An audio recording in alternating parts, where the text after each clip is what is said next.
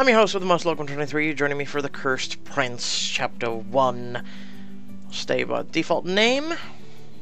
Like the red hair. My style is great. Let's go. I thought things would be different when my sister and I ran away from home and started our new life.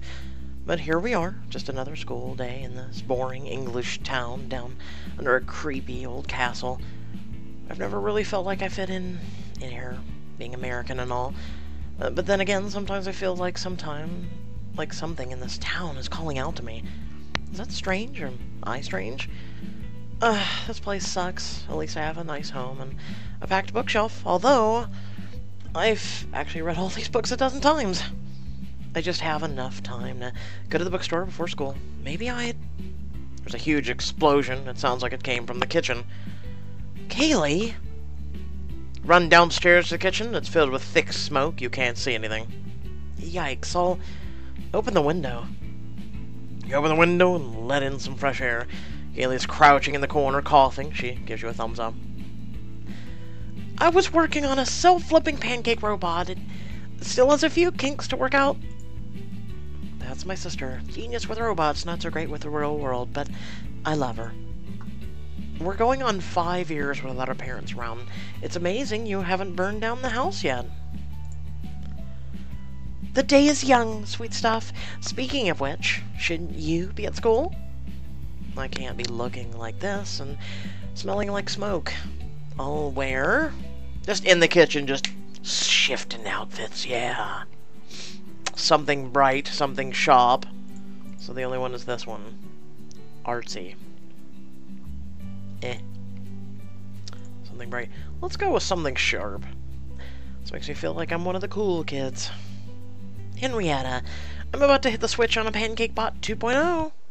Run. Uh-oh. You run out the door before something else explodes. There's still time to get to the bookstore. You practically knock yourself down when you smash into Georgia Rice from your school. Good morning, Henrietta. You Americans always always in a rush. You talk like you're John Wayne, too. Howdy, Pilgrim. That's what you sound like to me. Ridiculous. I sound nothing like that, Gregory, but there's nothing wrong with that. If you're into cowboys, happy trails, partner. Wait, you look good today. For you. You should put more effort into your appearance. You'd be hot enough to go out with if you did. I think it's best if I...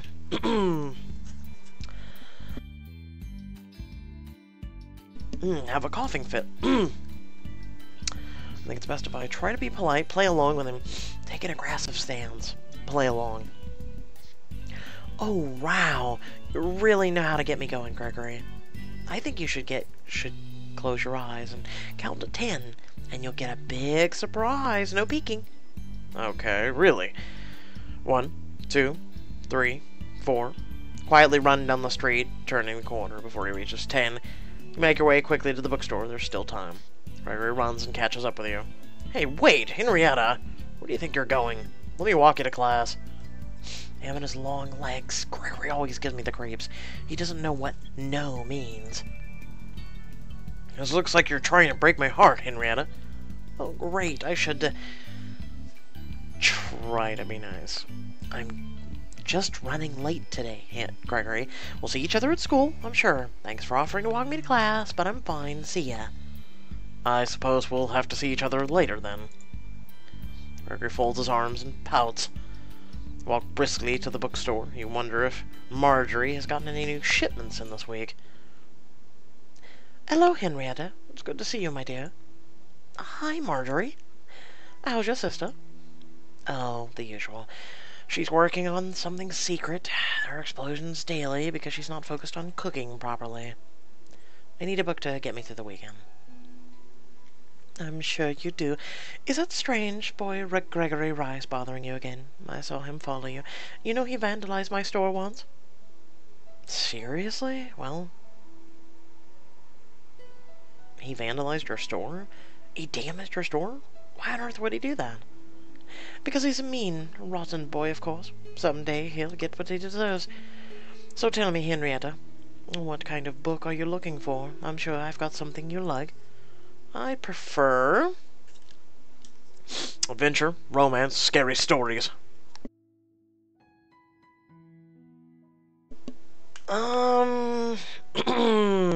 We deal with so much romance, don't we?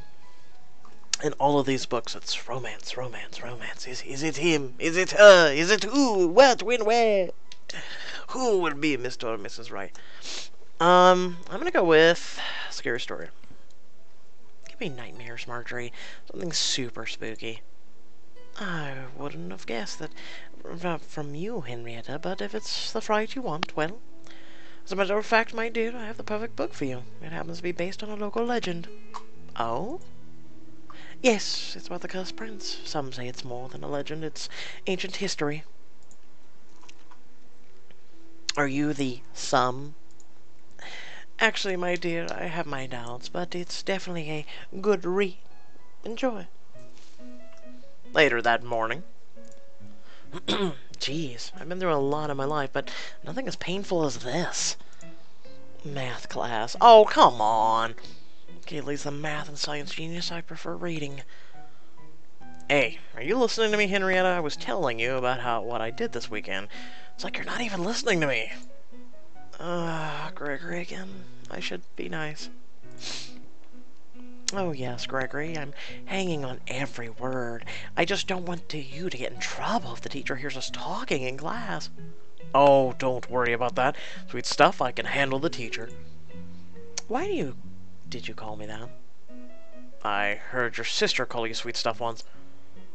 That's a really private thing between my sister and I, Gregory. I appreciate if you would call me Henrietta. I like my name. Oh, I understand. You got it, sweet stuff. Hey, Janet, did I tell you what I did last weekend? Gregory starts talking to another girl in class. That guy is a real piece of work. I'd rather read this book than listen to class. The Cursed Prince, huh? Interesting. The bell rings. Class is finally over. So, Henrietta, let me walk you home. You were just hitting on another girl 10 seconds ago. I like to play the field. You're an idiot. Consider this a strikeout, then. No thanks, I'm good. All the girls in school want me except for you. Why not? What's wrong with you? I'm the hottest guy you'll ever come in contact with. Okay. Number 1, looks aren't the only thing in the world. Number 2, I'm glad everyone else wants to talk to you. Go stalk them. And number 3, bye. You leave the class and walk home, reading the book as you walk. Book. Okay, cool. We get to talk to the book. Dedication. This book is dedicated to the curse breaker who shall one day shatter the bonds and free the evil within. That's weird. Must have something to do with the story. As legend goes, the prince was a nasty and cruel boy. He was very selfish. To teach his son a lesson, the king thought it best if the boy was scared. He hired a witch to pretend to curse the young prince, but the king did not know that the boy had already been mean to the witch before she was brought in to scare him. The witch despised the prince with all of her heart. Instead of pretending to curse him, the witch cast a spell on the prince. Be what your heart shows. The prince shall remain cursed until another shows his heart a new path, the witch announced. You shall live in anguish and misery for all of eternity. The witch plunged a dagger in the heart of the prince. His scream echoed across the kingdom. Got down the book, it's too intense. Oh, please. You notice something that looks like a shadow streaking by one of the windows in the old castle on the hill.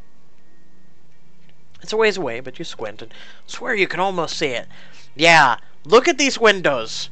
And you're telling me you can squint and see in one of these tiny, tiny windows. Something moved. It could have been a bird. Almost as if you're on autopilot, you suddenly find yourself at the foot of the castle. And still, you would not be able to really see if a shadow moved in one of these little windows. Why did I walk all the way up here? I was zoning out and I saw the thing and... This is creepy. I think I'll investigate. Carefully, you walk up to the front door of the castle. The wind is howling and you turn the handle to the front door and it's locked. You put on it a few times. Nobody can get in this way. You can't see or hear anything. It was all probably just your imagination. Arriving at home, you enter the kitchen. There's a note on the table from your sister, Kaylee. Hey, sweet stuff. Remember, I'll be gone for a week for work. Eat healthy and keep your doors locked. Love, Kay. Kaylee's always keeping an eye on me. She's gotten me through the worst of times in my life. Where would I be without her? There's a loud knock on the door. You jump a little, then head to the living room. Who could that be? I think it's best if I answer the door. It's daytime. Cautiously open the door, and an older man in a three-piece suit is standing there. He does not smile or react in any way, really. Good afternoon. I am looking for Miss Henrietta Black. Who is this guy? He looks like a butler. Does he work for my parents? Is he a delivery guy? I'll play dumb. I need to know what you want with her. I am here to offer her a job. A job? Why? I'm only 17. I see. So it is safe to assume that you are Miss Black? This is for you. Oh. Yeah, I'm Henrietta Black, I guess. Very good, miss. As I said, I am here to offer you a job. A job? Do you have the right person? Like I said, I'm only 17. You're the right person, Miss Black. Please, take these. On second thought, I've never heard of Henrietta Black. You must have the wrong address. I see. I did verify the address, but if you would be impolite to call you a liar, you would forgive me if I leave this here, then, in case Miss Henrietta Black should ever stop by. Whatever. I'll tell her some old weird guy came by, and like a sugar daddy or something. The old man hands you an envelope. You open it, and there's a key and some paperwork inside. This has all the information you shall need. Henrietta Black is the last of the Black family who isn't previously engaged in anything like work or imprisonment or death. Only a member of the Black family can do this job. It's all explained in the envelope. You flip the paperwork. How did this guy find you? You look up and the old man is gone. Great. According to this, the castle on the hill is my responsibility. It says that the family has been in a relationship with the old royal family. And I'm not even from this country, and I'm half Asian. It says that that my family and the Blacks were royal guards and protected the royal family with their lives. Sounds fake to me. This says I'll receive $1,000 per month to clean the old castle. It's probably mostly just dust up there. I could use the money, and Kaylee's been badgering me to get a part-time job. You look at the large, heavy skeletal key in your hand. What's the worst that could happen? You really want to ask what's the worst that could happen? Do you really want to? Yes, he could be a vampire. With that being said, we're off to a good start. I like it so far. Though it is a bit coincidental that you go up to this castle, and all of a sudden the same castle all of a sudden comes to you very shortly after and goes, "Hey, you want to come out to the castle?" I guess we'll find out what that's all about. And if there is truly a connection, or if it's make-believe. So stay tuned for that. We have 9 more chapters to go. With that being said, I hope you all did enjoy. Head on down the description below. There's links to social media, links to support my channel, and a link to our Discord. You can come hang out with me as well as others. And if you did enjoy and you're not able to support the content, please do just go ahead and like and share the video if you genuinely did enjoy. And until next time, stay well, stay awesome, and thank you for watching. Peace.